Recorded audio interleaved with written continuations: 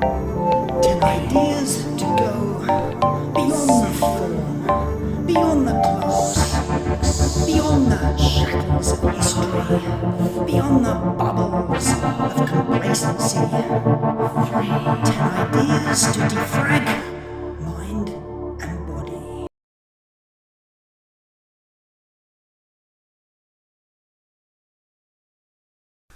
Welcome to a new year and the beginnings of hopefully a smoother path. As I don't know about you, but the last few months have been, let's say, disruptive. But with every disruption, there's always another side. One of taking stock, one of stepping off the elevator of life just for a moment, and an opportunity to reassess. And that's always a welcome stage at any part of life. So welcome to another episode, and this is an audio version of a recent post that I released on the nuts and bolts of Tai Chi for beginners, and it's a retake on the original FAQ that you can still find on my site, but I wanted to revamp it a little and add some new links. So if you haven't read the original FAQ, or if you'd like to read this, because it's on the site with all the video links that illustrate many of the ideas that I'm going to talk about, then follow the link in the show notes, or just head over to teapotmOnk.com and look for the beginner's guide tab at the top of the page. Well, that's enough of me waffling on. It's 2:24 and I hope you're rearing to go. So let's go over and have a look at the first question. Beginner's Guide, a nuts and bolts introduction to Tai Chi. Well, this came about because often in Tai Chi we describe the art as, well, using rather tired and abstract ideas such as meditation in movement or swimming on dry land. It's an internal energy system, we are told, and the list goes on and on. And the use of this esoteric language doesn't always help a beginner looking for something other than cliche. So in response to this, I've written a brief series of answers to common questions on how best to learn Tai Chi. What are beginners' exercises? What are the health benefits? What are the movements or postures and the forms of Tai Chi? Of course, Tai Chi meditation and Tai Chi for health can help you feel calm, relaxed and energized, but so too can Tai Chi Sword or even martial aspects. And what about Qigong?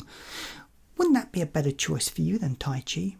Well, I'm going to try and answer these questions as directly and briefly as I can, trying my best to offer something distinct that's not generally being thrown up these days by ChatGPT, Perplexity, Bing, or any of the other AI tools that will begin to generate responses like this very soon, if not already. And to help inform each answer, I have resourced extra tools that will help you start your journey to this healthier and happier life. Some are manuals on techniques, others are simply links to further information, videos to watch or something to enjoy. For as you will discover, my approach is based on play, not study. So expect only videos, exercises, free PDFs to download, and crazy videos that will help to redefine the art. And if you don't know who I am, my name's Paul Reed, the Teapot Monk, and I've been teaching this art for well over 30 years now, writing books, illustrated workbooks, combining courses, podcasting, and generally trying to promote the art to a wider audience. So let's begin with the first question, and the obvious one: what is Tai Chi? Well, it's a popular name for this form of exercise that originated in China. Its wiggly moves and slow weight-shifting postures can teach you how to move your body in a harmonious and graceful way. A lot has to do with simply slowing down. The benefits to moving in this way are many, and we will look at some a bit later. But try and think of it as doing a dance, a sequence. So you will need to loosen your waist, learn some new steps, but more often than not learn to unlearn old steps. But you won't need a partner or any music, though I often play something in the background, but that's another subject. Now, people all around the world now practice Tai Chi, and they do so for many different reasons. This broadening of Tai Chi teaching has caused a ripple amongst some traditionalists who see it as being diluted. but they also see the teaching of it in English as a dilution too, or the absence of long wispy beards as a dilution too. So don't pay too much attention to these people. You'll find that within the art there is plenty to keep you occupied, whether you like your tea brewed for an hour before indulging or taking out the tea bag straight away. It's still, at the end of the day, a cup of tea. So what about Tai Chi Chuan? What is that? Well, it's another name for Tai Chi, except, as you may notice, it's got another word stuck on the end, Chuan. Now, you may also see it written as Tai Chi with a J and an I, or Tai Chi Quan written with a Q. Now, this can be confusing, especially as many people like to argue about how Tai Chi has only one true correct spelling, pronunciation, or whether it should be displayed in just the one true font. If you think at this point the whole discussion is becoming a little silly, then join the club. And if you've encountered this absolutism in Tai Chi and in many other martial arts, not just Tai Chi, try not to be put off by it, just be prepared. And if you go over to my website and read this article, you'll see that there is an accompanying video to this by Grandmaster Jeremy, who attempts to illustrate some of these ideas. You see, a lot of schools base their teaching on strict ideas of what is and what isn't Tai Chi. These ideas are based on very old texts and oral traditions passed down by one generation to another. Think of a tree in autumn. I like to use this analogy. It doesn't cling on to its leaves as they begin to drop, stopping them falling to the ground and becoming something new, something that's going to create new life as it breaks down into the soil. No, sometimes we need to just let ideas come and go and let our practices evolve. Let the leaves fall.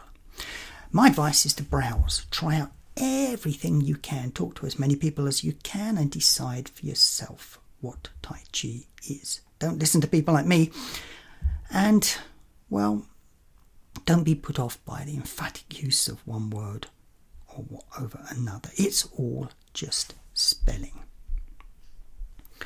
What are Tai Chi exercises? Well, when you start a class, the teacher will normally begin with a broad range of what are called exercises. Well, try to put out of your mind images of people doing sit-ups or push-ups, although I have been to classes where this has been part of Tai Chi. Yes, well, anyway, this is not what I mean here. Tai Chi exercises consist generally of simple, repetitive movements that focus on warming up the body on one hand, stretching the muscles, opening the joints, but also preparing you mentally and physically for what's about to come in the rest of the class. This could involve rehearsing drills or patterns, slowing down your mind and breath, and learning to focus your attention on what you are doing in the here and now. Oops! Sorry about that. A cliche just sneaked in. Did you see it? Watch out for these. There's a lot of them in Tai Chi. Okay, next question. Are Qigong and Tai Chi the same? In a Qigong class, breathing is taught as a separate study, often as a sequence of easily remembered moves that are repeated again and again. Some of these may be the Shibashi sequence, very famous short sequence. The embroidery exercise is another very famous sequence, or the farmer's exercise, another, etc., etc. In addition, these sequences of breathing exercises can be taught as part of a Tai Chi class. So, if you're keen to practice Qigong, you will need to ask your Tai Chi teacher if they are going to be included or not. If not, then look for a Qigong class. That may be the best choice for you. Particularly if you don't want to learn long sequences, and we'll deal with forms in a moment. Particularly in my class, for example, I always teach Qigong as part of Tai Chi. There are courses in which I don't, so that we can focus on the form, such as my short form course, or the Tai Chi Sword course, where I don't generally deal with Qigong. And so it all depends on the focus and outcome you're seeking. Today, everybody wants to learn quickly and squeeze everything in just 1 minute. If you come over to the website and have a look at this article that I'm reading out for you today, you'll see a video that will demonstrate the shortcomings of such an idea. Now, this leads us into what are the Tai Chi postures. Well, Tai Chi postures are also known as Tai Chi movements. Confusing, huh? And they are the individual flowing stances that are practiced in sequence. And they make up what's called the Tai Chi Form. That's a lot of names, isn't it? Movements, postures, stances, forms. But it's all the same thing. They're like the different parts. Think of them as the different parts of a dance routine that you need to remember in the right order. A lot of fuss is made now over which moves go in which order, the number of times they get repeated, and what each means. Try not to get too fixated on this. After teaching for over 30 years, I see that there are no definitive sets, moves, nor sequences, despite how many schools still cling to the belief that there is only one true Tai Chi form, and it's theirs. If this were true, we wouldn't have all the different styles and schools teaching something of incredible value today. All schools and all approaches and all styles offer something very special. And one of our challenges is not to get swept up into this idea of possession, possessing the right way, the right technique, the right interpretation, but in opening ourselves to all possibilities and expressions of the art. Otherwise, we lose ourselves. We cut ourselves off from this learning experience. An excellent guide, I have to say, very briefly here, to this whole idea of forms and what it means in the history is in my book, The Beginner's Guide to Tai Chi Form, which is something you can order from the webpage that I'm reading from. It's now on offer with not just the paperback. You order the paperback and you can get the course thrown in with it too. It's an online version of the book. Next question. What is Tai Chi for beginners? Well, what do we mean by Tai Chi for beginners? What is a beginner? This phrase gets bandied about everywhere on all websites and in all classes. And it's largely there for advertising or SEO reasons, and keywording on web pages and site engines. But for someone completely new, what does it mean? Well, one perspective is that a beginner's class should provide you with instruction, support and guidance from scratch. It sounds obvious, right? You're all scratching your head now and thinking, what is he talking about? This is obvious. But this cannot always be easy to find. For example, you go along to your local class, and unless you're joining at the very beginning of a new term with completely new people at the same level as you, the chances are it will have been running a while, possibly years, and it will require you to fit in, even though the rest of the class may be some considerable way ahead of you in your training. For some people who adapt well, this can be a great challenge. Others, however, may quickly feel left behind, unable to keep up, and drowning in too much new data and instructions. So do look around and try and find something locally where everybody starts at the same time at about the same level. And if you can't find something online, if you can't find something locally, look online, as many courses have an open start and end time. So you begin and finish whenever you wish, and there's no having to keep up with the others as you learn at your own pace. Plenty of examples that I give and videos to you to look at on the website. Now this comes back to the question of what are the Tai Chi forms? What are these dances of energy? Well, they are sets of movements that are put together, as I said previously, in a very specific order. Endless comparisons are made about these different forms. When you meet another practitioner, they will inevitably ask you pretty much straight at the beginning, so what form do you study? Now, some people put quite a lot of kudos on learning one particular form over another.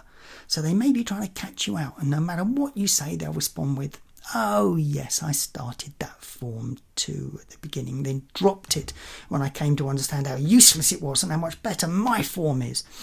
Try not to get dragged into these sorts of conversations, as they go nowhere. It's a bit like two children arguing about whether Apple or Android operating systems run better on their phones. All Tai Chi forms generally offer similar benefits. Only some Tai Chi forms are longer, some shorter, some older, some more contemporary, some quicker, some slower. Try a search on YouTube and you'll quickly get deluged with the thousands of examples there. Beware also of the tendency to think that longer is better. There is this tendency. in Tai Chi where people say, oh, you practice just the 30x number form, or you just practice the 48. Mine is 427 moves, and my teachers practice in the 8,000,004 move Yang style. And they'll adopt a sort of smarmy look and tell you that theirs is much longer than yours, implying that somehow it's better. Just bear in mind that it will probably take them several lifetimes to finish it, whereas you'll have got through yours and you'll be having the kettle on and moving on with life. If you want to know more about the different forms, again, I recommend the book or downloading my free PDF on the 37-step form or the sword form. You can get it from any of the links below or on this article. So we're getting through these fairly quickly. Now, what happens in a Tai Chi class when you arrive? Well, we've already mentioned the warm-up exercises in the classes, but what else goes on? It generally varies from school to school, but you will do some breathing work, some partner exercises, and then focus a lot on the sequence of the moves. Much of the class is devoted to this teaching of the moves. So it's important that you find a teacher that conveys the essence clearly and in a way that makes sense to you. Knowledge is obviously important here, but this is not all we should be looking for, as knowing how to do something is one thing, teaching it is another.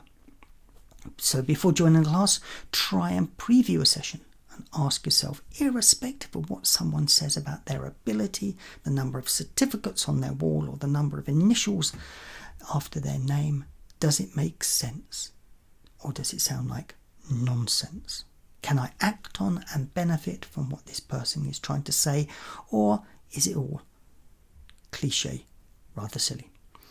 So you can also do this check. Are they able to balance the needs of different levels of skill and different types of people in the class? Do they make the subject enjoyable and playful, or is it going to be a sort of monastic religious affair? There's nothing wrong with that, of course, but if it is, make sure you feel confident enough to put your hand up occasionally to disrupt the chanting or prayer session and ask without feeling too self-conscious, excuse me, Sifu, why are we doing this again? The most important quality in any class is to find an ambience of relaxation. This was spoken about by one great Tai Chi teacher called Yang Chen Fu, amongst many others, who stressed its importance in learning Tai Chi. What did he mean by that? Well, there's a video that accompanies this question. You'll have to go and have a look and see what you think. And what about meditation? We started off this article with Tai Chi being described as meditation in movement. But what do we mean by that? We know Tai Chi can help you feel calm and relaxed by focusing on your breathing and the slow and harmonious movements. It's like taking deep breath and feeling all your worries float away, but it's not like traditional meditation. It's not sitting still and counting your breaths, nor chanting to your guru or staring at your belly button. That's another form of meditation, and one we won't be looking at here. The movements and postures in Tai Chi are an expression of the art. There can be coordination expressed, balance, breath, alignment, harmony, yielding, softness, sticking, and a host of other concepts and benefits that must be learned both from within and from outside of the Tai Chi form. And this is all part of what we refer to as the meditative qualities. So although Tai Chi doesn't present itself as just a single form, there's much more to it, as I've discussed. There are lots of other sides to it that some teachers will tend to place less emphasis on and others will tend to give more credence to. And you need to decide whether or not the broader elements of Tai Chi is what you want to learn, or is it just exclusively the form. I recently released an illustrated workbook, of which you can find links on the webpage too, that will help you decide those ideas by going through the different exercises and completing the tests within it. Have a look at that if that appeals.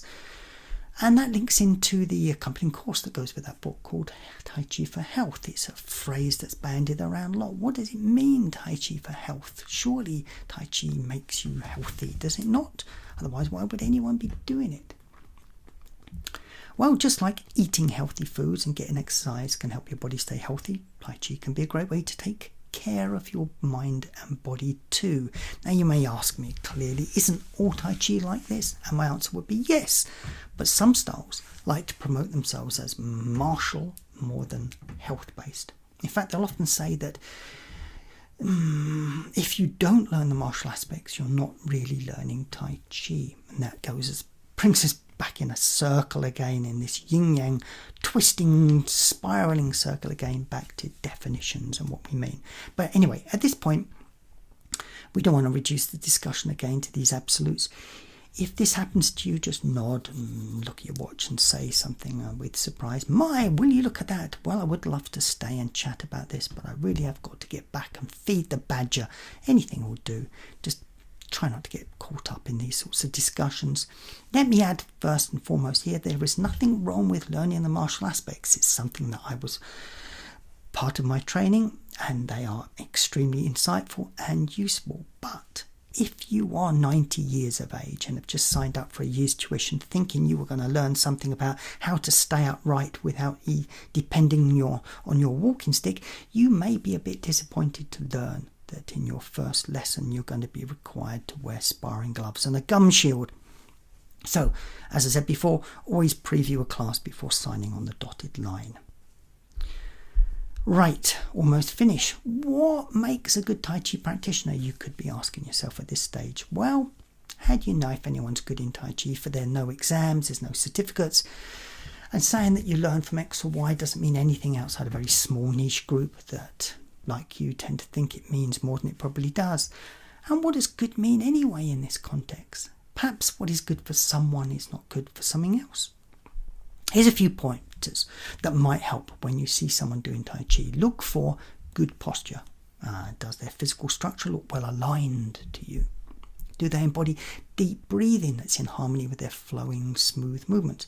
Or do they look fragmented or stilted? Are they holding their breath? Does it feel jilted in some way? What about their mind? Is it focused? Are they focused on what they're doing, or are they focused on how they're coming across to you? What do they look like? Is one eye on the trophy table? These are all very distinct qualities that you need to develop in order to assess Tai Chi as a qualitative skill. What about their body? Is it relaxed? Are they tense? Are their limbs tight? Or are they soft and pliable? Are they displaying good coordination and balance? Do they glide or do they wobble? And does their form appear effortless, or are they sweating and shaking as they go down into that deep squat? And what about the benefits of taking Tai Chi? What are those? Well, the learning and attainment of good posture, the discovery of deep breathing and that is in harmony with your movements, a focused mind, a relaxed body, to exhibit and embody good coordination and balance, the appearance of effortless activity, and learning to take it all less seriously. Did you just see what I did there? Did you get it? Did you see it? Did it click? Yep, those last two questions, the answers were all the same. You see, the process is the goal. It's all in the doing. Forget certificates, forget belts, forget gradings and the attainment of fancy names. That's all just fluff. Start. And in starting, you will find the goal. Good luck with your journey. Now, if online courses intrigue you, then do take a look at my training programs offering full courses and beginner starters, packs, books and courses. If you need any help, you know where to get in touch. Thanks for listening and have a great new year.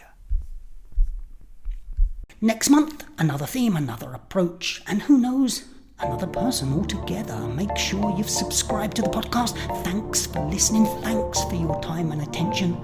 Got something to say? You know where to find me.